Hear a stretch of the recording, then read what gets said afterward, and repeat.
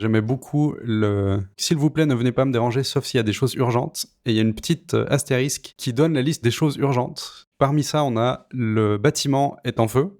Vous m'amenez du café. C'est gentil de m'amener du café, vous avez le droit de me déranger. Il y a la révolution, mais le dernier est parfait. Il y a un chien. Voilà. Très important, il faut toujours caresser les chiens qui passent. C'est bon pour le moral et la motivation. Oui, exactement. Bonjour Maillot. Bonjour Dero. Qu'est-ce que tu bois aujourd'hui ? Je bois un Darjeeling de printemps. Ouh. J'ai refait des stocks. C'est un Sugma DJ8 Suprême. Donc Sugma, c'est le nom du jardin. Le DJ, généralement, ça veut dire Darjeeling. Le 8, c'est leur truc interne. Et Suprême, c'est parce qu'il est super bon. Je veux bien te laisser écrire ça dans les notes, parce que j'avoue que là, de l'écrire moi-même, ça va être compliqué. Je le ferai. Et donc, c'est de la récolte de printemps de ce printemps. 2021, c'est vrai que les Darjeeling de printemps, c'est quand même des thés qui sont assez magnifiques. Ça faisait 2-3 ans que j'en avais pas bu du tout. Et ça fait plaisir. J'en buvais beaucoup à cause de toi ou grâce à toi, j'en sais rien. Finalement, je suis parti découvrir d'autres thés, mais ça fait que je bois plus de Darjeeling de printemps à cause de ça. Il faudra que j'en reprenne, c'est vrai que c'est quand même très bon. Et toi, qu'est-ce que tu bois ? Un Dongding de Taïwan, qui est quelconque, il n'a pas de spécificité à son nom ou j'en sais rien. Il est bon, fort en goût, comme les Dongding. Ce que j'aime beaucoup toujours, c'est leur capacité à évoluer un peu le goût que tu peux en retirer au fil des infusions. Oui. Celui-là, il supporte pas mal, 5-6 infusions, c'est encore intéressant. Ce que j'aime bien aussi avec les oolongs, c'est ce côté évolution à chaque infusion. T'as pas l'impression de boire le même thé 3 fois de suite.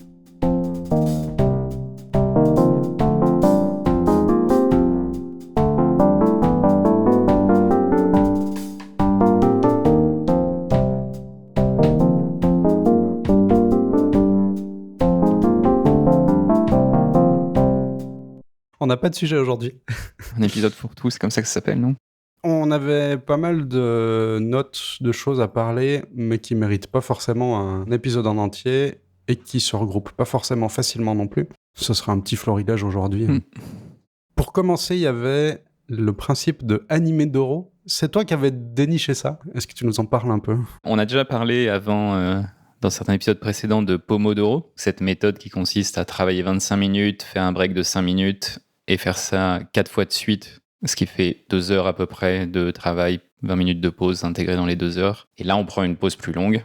Comme on segmente son temps, c'est plus facile de dire, allez, je me mets au travail, ça va me prendre que 25 minutes, je fais ça bien, et puis je fais un break. Ouais. Donc ça, c'est le principe de Pomodoro. Et je suis tombé sur cette vidéo d'une personne qui a fait le animé Doro. Son principe à lui, c'est... Alors, il est étudiant. Ouais, il a l'air d'être étudiant. C'est pas lycée, c'est... J'aurais plutôt dit peut-être université, vu les bouquins de maths compliqués qu'il avait devant les yeux. Plutôt université. Et donc, il a repris Pomodoro, sauf lui, ce qu'il aime beaucoup faire, c'est regarder des animés. Donc, il a fait une méthode où il travaille entre 40 et 60 minutes et il regarde un épisode d'animé. Et il recommence. Le choix de l'animé est un bon choix, je trouve, parce que c'est un épisode de 25 minutes, donc ça s'arrête. On n'est pas obligé de s'arrêter soi-même, pas comme un jeu vidéo, par exemple. Sinon, le problème, c'est qu'on va pas vouloir s'arrêter. C'est le risque, ouais. Deuxième adaptation que j'avais bien aimée, c'était il travaille entre 40 et 60 minutes. Alors, c'est pas un temps aléatoire. Il compte travailler 60 minutes. Si au bout de 40 minutes, il y a un endroit où il s'arrête naturellement, typiquement la fin d'un exercice ou la fin d'une leçon,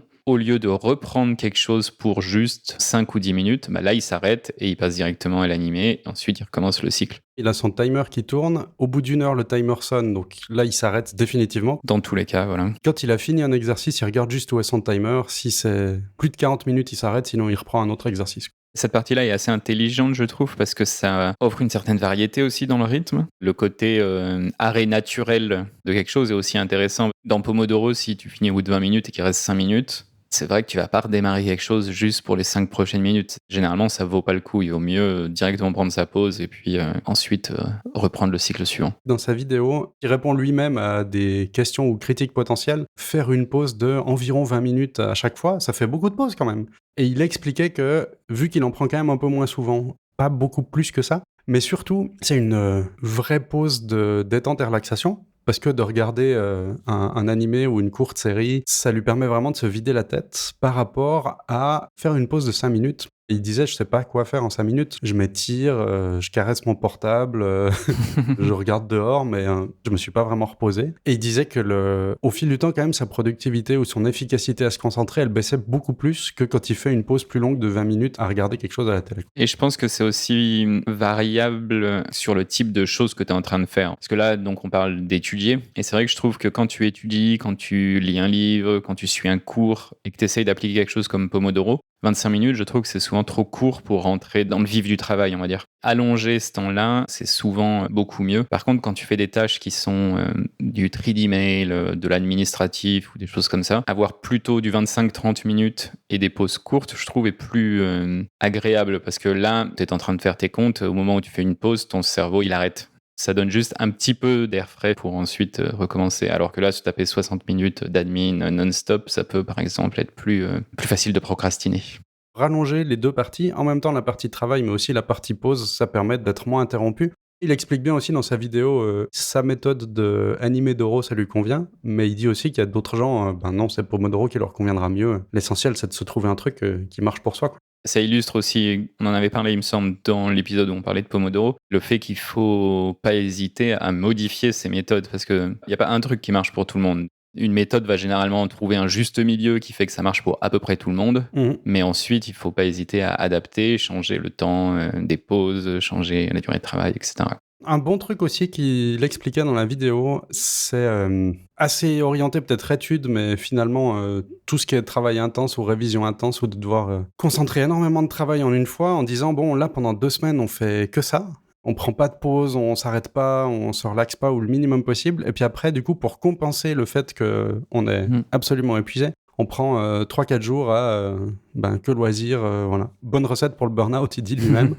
Justement, là, en équilibrant les deux, en arrivant à bosser une grosse quantité d'heures, il a aussi réussi à regarder énormément d'animés qu'il voulait regarder. Et que sa santé mentale s'en trouve meilleure, quoi. Le problème des longs breaks, quand je dis long break, là, je parle pas de son cas avec les animés, je parle de l'exemple que tu venais de donner où on travaille pendant 1 ou 2 semaines non-stop et puis on prend 3, 4, 5 jours de repos. Le problème de ce rythme, souvent, je trouve, c'est que justement, on perd le rythme. De s'y remettre, après, c'est extrêmement dur. Plus dur de se remettre aux tâches, alors que d'intégrer les choses, plus les intégrer dans la journée, plus les intégrer en termes de temps, en termes de rythme. Dans beaucoup de cas, c'est vachement plus facile de garder, du coup, ce rythme-là. Je suis repassé sur la vidéo donc pour préparer l'épisode. Il a sorti un petit site dédié à ça. Alors, un site outil. Ok. Il y a le timer lui-même et on a aussi la liste des animés. Donc, il a dû coder un truc pour... on peut faire une recherche des différents animés qu'on veut regarder, mettre aussi les épisodes qu'on veut regarder, puis après, on peut cocher ceux qu'on a vus. Donc, ça permet de faire le suivi de ce qu'on regarde. Évidemment, le site a tout un système de statistiques pour dire voilà combien de cycles de travail j'ai fait, voilà tous les animés que j'ai regardés, etc., etc. Rigolo. Il y a des stats et tout. Ouais, non, c'est pas mal, hein, c'est pas mal. Ah là là. Est-ce qu'on a autre chose à ajouter à ce sujet ? Alors, j'ai pas essayé, personnellement. Non, j'ai pas essayé non plus. Parce que j'ai pas d'animé que j'ai envie de regarder, à vrai dire. Ni de séries courtes avec des épisodes de 20-30 minutes. Avec le jeu vidéo, ça ne va pas marcher. Et donc, ça n'est pas une bonne recette de faire du Factorio Doro, typiquement. Ça ne me paraît pas être une bonne idée. Ouais, non, parce qu'il n'y a pas de fin, quoi. Donc, je ne vais pas essayer. C'est mieux pas, faut vraiment avoir un truc qui s'arrête tout seul. Enfin, c'est-à-dire la vidéo, normalement, elle quitte sa lecture. Faut peut-être faire attention en faisant ça sur Netflix ou autre service de vidéo à la demande, en fait. Oui. Qui va proposer tout de suite l'épisode suivant. Faut pas que ce soit trop facile de passer à l'épisode suivant aussi. Quelle que soit la pause, il faut quand même la volonté de retourner au boulot à un moment donné. Ça, on peut pas y couper. Autre petit sujet qu'on avait noté, la musique pour l'aide à la concentration. J'ai 2 sites que j'utilise de temps en temps. Il y a generative.fm qui est de la musique générative. C'est mathématiquement généré à partir de boucles pour essayer de faire que la musique se répète pas. Puis c'est de la musique vraiment d'ambiance de fond, voilà. Que j'utilise plus, alors j'ai aussi mynoise.net qui est aussi une application sur tous les téléphones disponibles, qui a un peu le même principe, de boucles infinies qui s'entremêlent. Est-ce que c'est des choses que tu connais un peu, que tu utilises aussi ? MyNoise, oui. Je l'ai utilisé pendant pas mal de temps. Il y en avait d'autres aussi. J'en ai un qui est installé sur mon téléphone qui s'appelle Dark Noise, il me semble. Mais MyNoise est vraiment très complet. Il n'y a pas que focus relax, il y a toute une partie spaceship engine, salle serveur aussi. Il y a des trucs qui sont plus là pour si tu as besoin d'une ambiance pour un film. Donc c'est assez rigolo. Son nom ne l'indique pas. Je pense que c'est peut-être dû au fait que ça a commencé comme un générateur de bruit, genre bruit blanc, bruit brun, Oui. etc. C'est vraiment beaucoup plus que ça. Il y a des ambiances du monde entier, on va dire, avec des fois des choses un peu musicales, des fois des choses très abstraites de génération de formes d'ondes, de tonalité pure. Et puis il y a aussi des musiques d'ambiance, comme tu dis, du bruit de fond. C'était quoi ton cas d'utilisation quand tu l'utilisais ? Plutôt pour le travail, pour aider un peu à garder le focus. Je sais pas trop pourquoi en fait j'ai arrêté de l'utiliser. C'est pas un automatisme. Des fois je me dis ah oui là tout de suite il me faudrait quelque chose pour aider à rester dedans. C'est un peu mon truc aussi où j'ai pas d'automatisme de le lancer. Mon idée derrière tout ça, ça aurait été de suivre le conseil de contexte pour le cerveau, Oui. de dire ah quand j'entends cette musique-là, c'est que je suis en train de travailler et du coup quand je vais travailler, je mets cette musique-là en particulier. Ça marche avec tous les types de musique, mais l'avantage de My Noise ou de ce genre de trucs génératifs, c'est que c'est justement pas des chansons connues, donc on va pas se focaliser là-dessus. Enfin, ça reste très faible en termes de distraction du cerveau, c'est pour ça que c'est pas mal, quoi. Oui. Souvent, je me retrouve à faire du son comme monter le podcast, donc je peux rien écouter. Ou alors, j'ai plutôt envie d'avoir de la musique qui correspond à mon émotion du moment, quelque chose de motivant ou quelque chose d'un petit peu calmant. Et du coup, j'aime bien écouter ma vraie musique, quoi. Cette idée de playlist un peu dédiée au travail, c'était quelque chose que j'avais entendu dans Cortex. Là, c'était plus playlist de musique, avec des musiques dédiées au travail. C'était pas forcément le générateur de bruit. C'était par rapport au contexte, oui, justement, de dire, comme ça, si tu prends l'habitude de ta playlist, c'est uniquement quand je travaille, dès que tu mets la playlist, ton cerveau switch en mode maintenant on travaille. Je mets souvent plus de la musique en fonction de mon état actuel ou en fonction d'un état que je cherche à atteindre. Si je suis pas très motivé, moi je vais mettre quelque chose qui va bouger un peu. Si justement je suis un peu trop à bouger sur les nerfs, plutôt quelque chose de calme. Et puis, ouais, si j'aime la musique, j'ai envie de l'écouter n'importe quand. Si j'ai quelque chose qui est dédié au travail, ça veut dire qu'il faudrait pas que je l'écoute le reste du temps. Donc il faudrait que je choisisse quelque chose que j'aime pas trop. Mais si je l'aime pas trop, j'ai pas envie de l'écouter quand je bosse. Syndrome des gens qui mettent leur musique favorite comme réveil matin et au bout de 6 mois ils détestent cette musique parce que c'est leur réveil matin, donc ouais. ils ont pas trop envie de se réveiller. À une époque je faisais ça, ouais. Le truc le plus proche que j'ai fait de ce type-là, c'était de mettre un album en particulier pour faire du sport. Ça marche pas mal. Quand je remets cet album-là, j'ai vraiment envie d'aller... Allez, maintenant je vais aller faire du sport.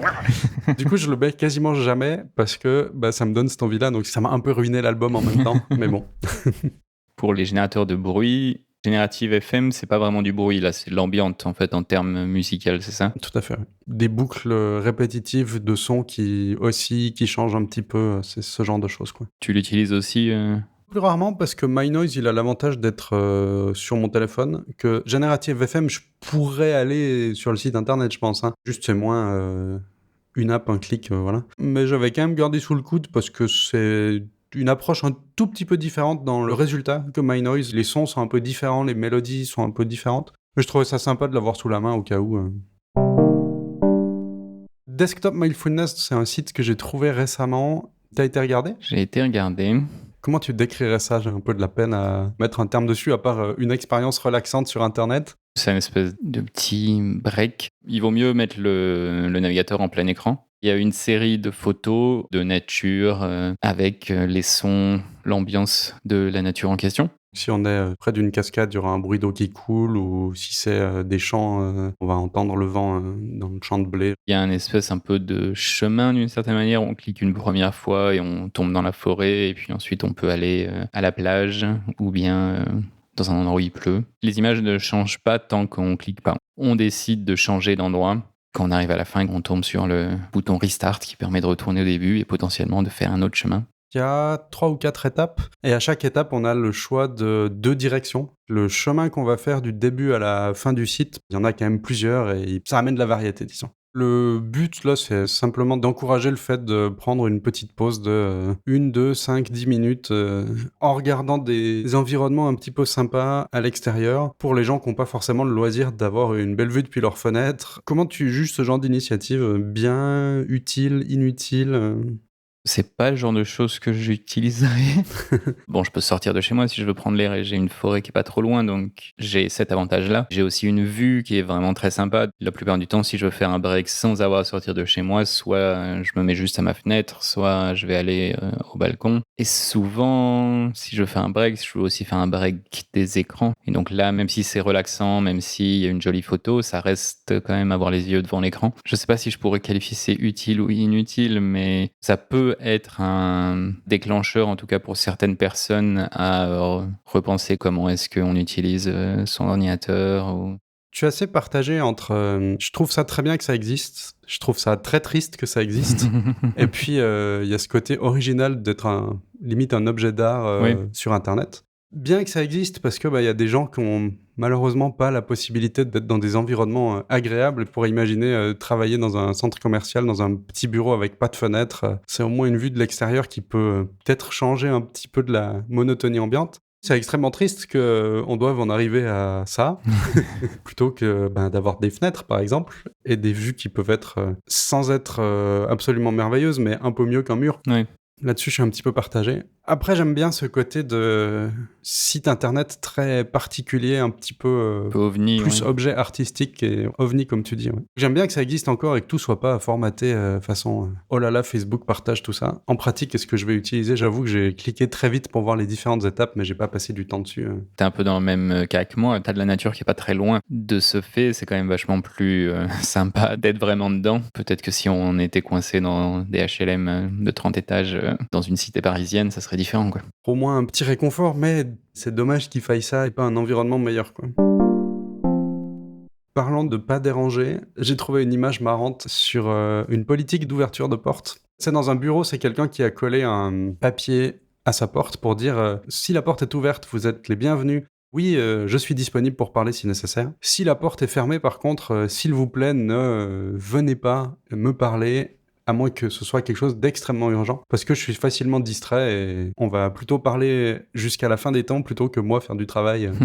Comment tu trouves ce genre d'initiative? Est-ce que ça passerait bien? Est-ce que c'est gênant? C'est la version physique du ne pas déranger sur le téléphone. De mon point de vue, c'est tout à fait acceptable et si on avait des bureaux dans mon boulot et que certaines personnes faisaient ça, pour moi, ça serait tout à fait acceptable. C'est vraiment l'équivalent de passer son téléphone en mode avion, soit en do not disturb, donc pour protéger son focus. Tu penses que les gens vont bien réagir à ça, de voir si la porte est fermée, s'il vous plaît, venez pas me déranger, allez voir ailleurs? Ça va être pris différemment en fonction du travail de la personne. Quand on a un travail qui est plus de type managérial, qui consiste à plus être dans la réponse, alors pas forcément la réponse instantanée, mais c'est le type de travail où c'est important d'être au top de ses emails, d'être assez réactif finalement. À l'opposé, quand on est plus dans un travail de réflexion, qui va prendre plus de temps et qui va demander 2-3 heures pour commencer à faire avancer les choses. Des personnes qui pourraient mal le prendre, c'est s'il y a cette différence de type de travail finalement. Il y a un peu des équivalents dans les open space aussi de ce type de choses où j'avais vu c'était une version un peu comique. Si t'avais tel chapeau sur la tête, c'était que il fallait pas te déranger. J'avais même vu des trucs à base de LED où si la LED est allumée, merci de pas me déranger. Je pense qu'il y aura des gens qui vont trouver ça bizarre ou ça va leur faire... Je vois ce que tu veux dire, mais il y a ce côté un peu, t'es bien dédaigneux de oh, on peut pas venir te parler, et que les gens vont se plaindre de ça. Il y aura forcément ce type de réaction en faisant ça, mais en même temps, est-ce que c'est des gens avec qui on a envie d'interagir de ce fait? Je ne sais pas. Ouais. Là, ça se base quand même pas mal sur le fait que cette personne-là a un bureau avec une porte, donc peut fermer la porte, pour dire si la porte est fermée, s'il vous plaît, ne venez pas sauf si c'est urgent. Mais effectivement, en open space, c'est pas mal ton idée, le chapeau. Je pensais au casque de musique, pour dire si j'ai mon casque de musique, c'est que je veux pas être dérangé, merci de pas me déranger en fait. Si je l'ai pas, c'est que c'est ok, vous pouvez venir me parler, c'est bon, y a pas de souci. C'est souvent un peu considéré comme... En tout cas, dans les open space maintenant, accepter que si on a un gros casque sur la tête, c'est qu'il faut pas nous déranger. C'est bien que ça devienne quelque chose qui soit compris et ok quoi, à moins qu'il y ait vraiment des choses urgentes. Après, il faut aussi être un peu pragmatique et dire bon, de temps en temps, il faut vraiment poser le casque juste pour être abordable ou accessible, parce que si du coup on n'est jamais abordable, vraiment jamais, Les gens ont quand même des fois besoin d'interagir avec nous ou ont aussi envie de le faire, donc ils vont pas tenir compte du fait que on a un casque. C'est peut-être pas fonctionnel dans tous les cas de figure. Il y a aussi, je pense, une part d'éducation à faire, à expliquer aux gens pourquoi on le fait. C'est un équilibre entre les deux types, le fait d'être disponible pour interagir avec son environnement et faire avancer son travail, quoi. Dernier petit sujet du jour, un petit peu dans le thème de la distraction et de la concentration. Cette fois, pas au travail, plutôt dans la rue. On se fait bombarder de stimuli publicitaires, par exemple. J'avoue que ça m'énerve, ce côté de vouloir remplacer tout par des écrans qui bougent et qui sont beaucoup plus lumineux. Et là, j'ai vu que Genève a accepté une initiative zéro publicité. C'est pas mis en place tout de suite, mais normalement, si tout se passe bien, dès 2025, les rues genevoises pourraient être libérées de la publicité commerciale pour préserver la qualité du paysage et faciliter la mobilité, comme ils disent dans le texte. Restera que des panneaux dédiés à la promotion culturelle et événementielle. Quand je t'avais parlé de ça, tu m'avais dit qu'il y avait quelque chose de similaire à Grenoble ?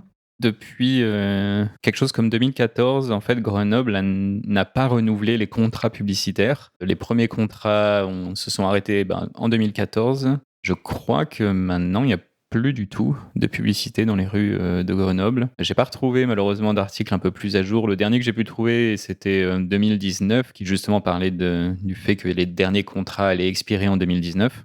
J'ai pas trouvé un peu un espèce d'état des lieux ou quelque chose qui prendrait du recul sur la décision et qu'est-ce que ça a changé. Est-ce que tout le monde est content ou pas content? Je sais pas. La publicité n'est pas interdite, c'est juste qu'il n'y a plus les emplacements pour la faire qui sont loués par la ville. Donc les seuls trucs qui restent, ça pourrait être sur la devanture des échoppes ou voilà, ce genre d'autres choses-là. Je sais pas trop après dans le détail, est-ce que c'est juste qu'ils ont voulu garder qu'ils ont interdit les nouvelles publicités finalement et garder les contrats en cours parce que sinon ils avaient des frais à payer de leur côté, ou est-ce que c'est juste une expiration et qu'ils ont retiré, comme tu dis, les panneaux, mais que si un privé met un panneau sur sa propre devanture, dans ce cas-là il aurait le droit. C'est juste les emplacements de la ville, je pense, qui dit ok. Aux arrêts de bus, il n'y en a plus, mais l'opticien, dans sa vitrine, il a le droit de faire sa pub pour lui. Ça, c'est... Oui.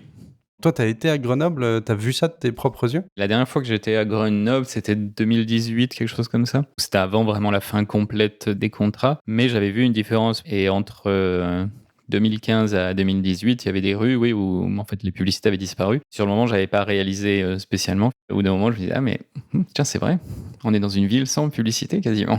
C'est intéressant. J'ai pas non plus réalisé avec l'article là sur Genève, c'est que c'est dans les rues. Est-ce que ça veut dire que dans la gare, par exemple, qui est un lieu public, c'est pas une rue, ça reste un lieu public?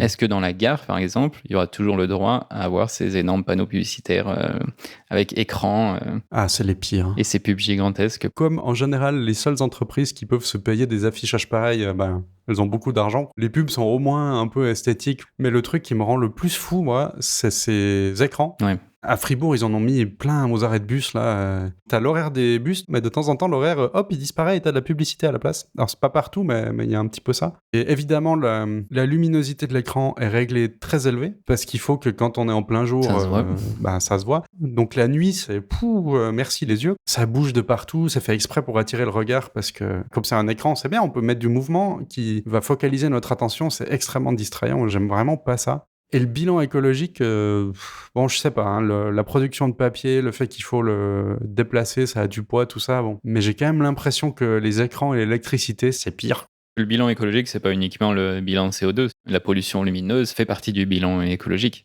La lumière la nuit, ça perturbe complètement les animaux et ça change complètement leur comportement, le type de niche écologique qu'il y a dans les environs, et donc ça a un impact écologique aussi.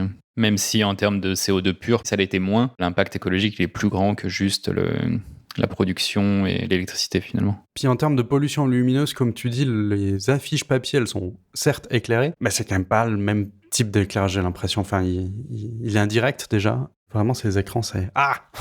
je déteste ça. Je sais pas si ce sera interdit dans le cas de Genève, si effectivement ils parlent bien que dans la rue. C'est déjà pas mal, mais peut-être que dans les gares, ils vont rester. Ouais. J'avais vu à Genève, justement, il y a quelques années, je crois un petit peu avant la pandémie, ils avaient changé de contrat avec l'entreprise d'affichage des affiches. L'entreprise précédente avait dû enlever toutes les affiches avant que la nouvelle entreprise puisse venir mettre ses affiches sur les panneaux. Pendant, je sais pas, 1 ou 2 semaines, il y a eu du flottement comme ça où la plupart des panneaux publicitaires de la ville étaient blancs et les gens allaient, évidemment, hein, ils ont été tagués, dessinés. C'était super cool de voir autant de créativité et de dessin et pas de pub aussi. C'est incroyable comme c'est relaxant en fait. On s'en rend pas compte quand on est exposé à la pub tout le temps. À quel point il y en a, c'est quand elle a disparu qu'on se rend compte du manque. Tu vois, en plus, je dis du manque, mais en fait, non, c'est justement du trop. Il faut que ça s'arrête pour se rendre compte de la présence finalement. Parce que par défaut, on est tellement habitué qu'on n'a pas l'impression que ça a un impact. Mais en fait, si. Dès qu'il y en a plus, c'est là où on réalise et on dit ah mais ouais, en fait, on peut voir les bâtiments, il y a des arbres. Potentiellement, ça peut permettre de la créativité aussi, beaucoup plus cool. Il y a peut-être des zones d'affichage qui seront disponibles aux gens pour aller faire des dessins dessus ou ce genre de choses-là, quoi.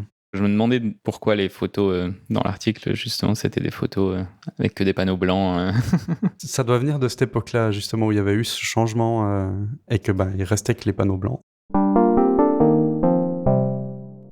Qu'est-ce qu'on va faire l'épisode suivant? Tu nous en dis 2 mots? On va parler de choix et de décision. J'étais tombé sur un site, je crois, Bento Society, c'est moi qui l'avais trouvé. Ouais.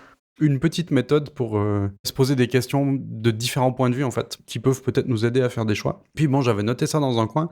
T'as déjà un petit peu parcouru, t'as des idées?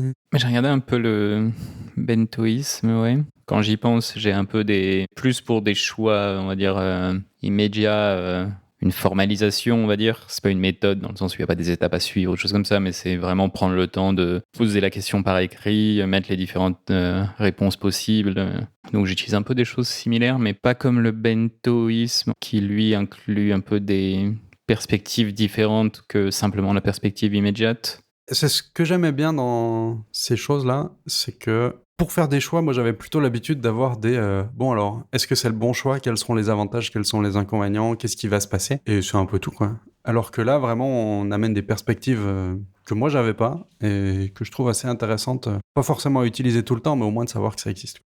J'ai parcouru le site l'autre jour et c'est vrai que l'impact voulu est assez intéressant aussi, cette idée que c'est une méthode qui permet de faire des choix pour mieux vivre ensemble, etc. Donc c'est pas non plus focalisé sur l'individu, c'est quand même assez orienté sur... Il y a des choses qui m'affectent moi, mais qui affectent aussi l'extérieur, et prendre ça en considération.